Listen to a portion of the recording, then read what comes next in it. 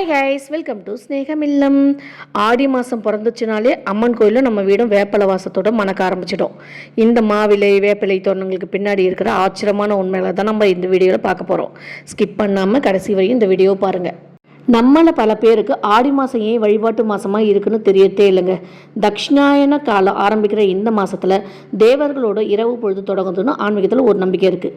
இந்த நேரத்தில் சந்திரனோட ஆதிக்கம் நமக்குள்ளே இருக்கிற ஆன்மீக தேடலை அதிகமாக்கிடும். பராசக்தியோட ஆசை பூமிக்கு ரொம்ப நெருக்கமாக கிடைக்கிறதால இந்த 30 நாளும் நம்ம மனசை சுத்தமாக வச்சுக்கிட்டு அம்மனை கும்பிட்டா குடும்பத்தில் இருக்கிற நெகட்டிவ் எனர்ஜி எல்லாம் ஓடியே போயிடுங்க. அதே மாதிரி ஆடி மாதத்தில் வர செவ்வாய்க்கிழமைக்குன்னு ஒரு தனி மகத்துவம் இருக்குங்க. பொதுவாக செவ்வாய்னாலே அங்காரகனுக்குரிய நாள், அக்னி தத்துவத்தை கொண்ட நாள்னு சொல்லுவாங்க. இந்த ஆடி செவ்வாய்க்கிழமைகளில் தான் பராசக்தி உக்கிர வடிவம் எடுத்து பூமியில் இருக்கிற தீய சக்திகளை வதம் செய்ய புறப்பட்டதா ஒரு ஐதீகம் இருக்குங்க. அதனால தான் துர்க்கை, பத்ரகாளி, மாரியம்மன் போன்ற காவல் தெய்வங்களை இந்த உக்கிர நாளில் நம்ம வழிபடுறப்போ நம்மளை சுற்றி இருக்கிற கண் திருஷ்டி, தடைகள், எதிரி தொலைகள் எல்லாம் அந்த அம்மனோட அருள் நெருப்பால் எரிஞ்சு சாம்பலாயிட்டுன்னு பெரியவங்க ஆணித்தரமாக நம்புறாங்க. ஆடி செவ்வாய்க்கிழமைக்கு அப்புறம் ரொம்ப முக்கியமான நாள் எதுன்னு பார்த்தா அது இந்த ஆடி வெள்ளிக்கிழமை தாங்க. வெள்ளிக்கிழமைனாலே சுக்கிர பகவானுக்குரிய நாள் தான். சொர்ண கர்ஷண சக்திகள் நிறைந்த நாள்னு சொல்லுவாங்க. செவ்வாய்க்கிழமை உக்கிரமாக இருக்கிற அம்மன் இந்த ஆடி வெள்ளிக்கிழமைகளை அப்படியே சாந்த சொரூபியா அஷ்டலக்ஷ்மியின் அம்சமாக மாறி பக்தர்களுக்கு அருள் கொடுக்குற நாளாக மாறுதுங்க. இந்த நாளில் சுமங்கலி பூஜைகள் செய்கிறதும், வீட்டில் நெய் விளக்கேற்றி அம்மனை வழிபடுறதும், குடும்பத்தில் இருக்கிற வறுமைகள் நீங்கி தீர்க்க சுமங்கலி பாக்கியத்திலும் நிலைத்த செல்வ வளத்தையும் மன அமைதியும் தரணும் பெரியவங்க சொல்லுவாங்க. செவ்வாய் வெள்ளி மட்டும் இல்லைங்க, ஆடி மாதத்தில் வர எல்லா ஞாயிற்றுக்கிழமைக்கும் ஒரு தனி விசேஷம் இருக்குது. ஞாயிறுனாலே உலகத்துக்கு ஒளியூட்டும் சூரிய பகவானுக்குரிய நாள் தாங்க. ஜோதிடப்படி சூரியனை ஆன்ம கராகன்னு சொல்லுவாங்க. இந்த ஆடி ஞாயிற்றுக்கிழமைகளில் சூரியனோட கதிர்களும் அம்மனோட சக்தி அலைகளும் ஒன்றா இணைந்து பூமிக்கு கிடைக்குமாம். அதனால தான் இந்த நாளில் அம்மனுக்கு பிரியமான கூழ்வார்த்து கஞ்சி படைச்சி வழிபடுறோம். இது நம்ம ஆன்மாவை சுத்தப்படுத்துது. அது மட்டும் இல்லாத உடம்புல இருக்க தீராத பிணிகளையும் தோஷங்களையும் நீக்கி நல்ல ஆரோக்கியத்தையும் தரும்னு நம்ம முன்னோர்கள் சொல்லியிருக்காங்க. அடுத்ததான் நம்ம வீடியோட முக்கியமான பகுதிக்கு வருவோமா. ஆன்மீக சாஸ்திரங்கள் படி வேப்ப மரங்கிறது வெறும் மரம் மட்டும் இல்லைங்க, அது சாஷா சக்தி தேவி குடிக்கொண்டிருக்கிற ஒரு தெய்வீக விருட்சம்.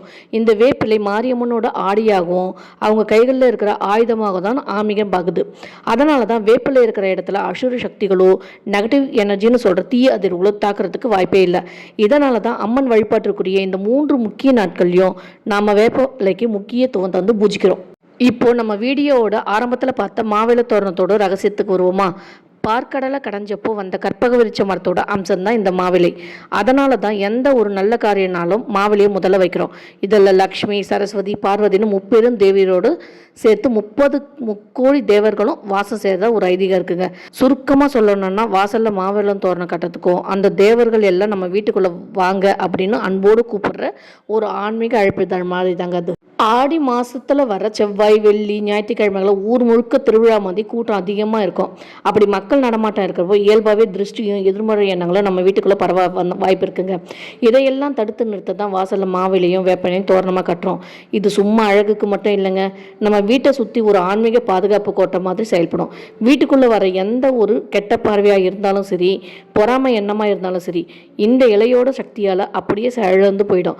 சுருக்கமாக சொன்னால் இது ஒரு நம்ம வீட்டுக்கான ஒரு ஆன்மீக கவசம் தாங்க. அடுத்ததா முக்கியமான விஷயம் என்னன்னா, ஆடி மாசத்துல அம்மனை கும்பிடுற அதே நேரத்தில் இந்த மாவிலை வேப்பிலை தோரணம் கட்டுறது நம்ம குலதெய்வத்தையும் நம்ம முன்னோர்களையும் பித்திருக்களையும் கூட சந்தோஷப்படுத்துகிற ஒரு காரியமா. ஏன்னா ஆடி மாசத்துல பித்திருக்கள் பூமிக்கு வர்றதா ஒரு ஐதீகம் இருக்குங்க. அப்படி வர்றப்போ மங்களகரமாக மாவிலையும் வேப்பிலையும் கட்டி தொங்குற வீடுகளை பார்த்து பித்திருக்களோட ஆன்மாவும் நம்ம குலதெய்வத்தோட அருளும் உடனே இந்த வீட்டை நோக்கி ஈர்க்கப்படும். அதனால நம்ம குடும்பத்துக்கு தலைமுறையாக அவங்களோட ஆசீர்வாதம் முழுமையாக கிடைக்கணும் பெரியவங்க சொல்றாங்க. கடைசியாக இந்த தோரண வழிபாட்டுக்கு பின்னாடி இருக்கிற ஒரு அழகான ரகசியத்தோட வீடியோவை முடிக்கலாமா.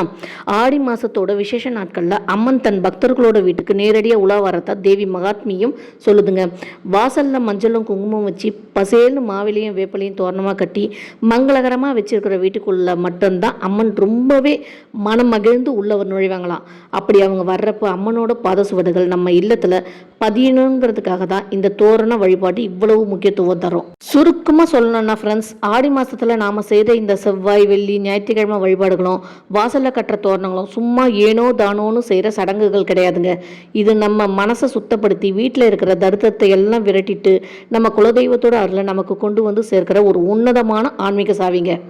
முன்னோர்கள் சொன்ன இந்த வழிபாட்டு முறைகளை நம்ம சரியாக ஃபாலோ பண்ணாலே போதும். நம்ம குடும்பத்தில் வளம், ஐஸ்வர்யம், நீண்ட ஆயுள், அப்புறம் அந்த அம்மாவோட அருள் எப்போ நிரந்தரமாக நமக்கு நிலைச்சிருக்கும். இந்த தகவல் உங்கள் எல்லோருக்கும் கண்டிப்பாக பயனுள்ளதாக இருக்கணும்னு நம்புகிறேன். இதே மாதிரி பல பயனுள்ள ஆன்மீக தகவலுக்கு மறக்காமல் நம்ம ஸ்நேகம் இல்லம் சேனலை சப்ஸ்கிரைப் பண்ணி உங்கள் ஃப்ரெண்ட்ஸ்க்கும் ஷேர் பண்ணுங்கள். உங்கள் வீட்லேயும் அம்மனோட அருள் நிறையட்டும். வாழ்க வளமுடன். தேங்க்ஸ் ஃபார் வாட்சிங்.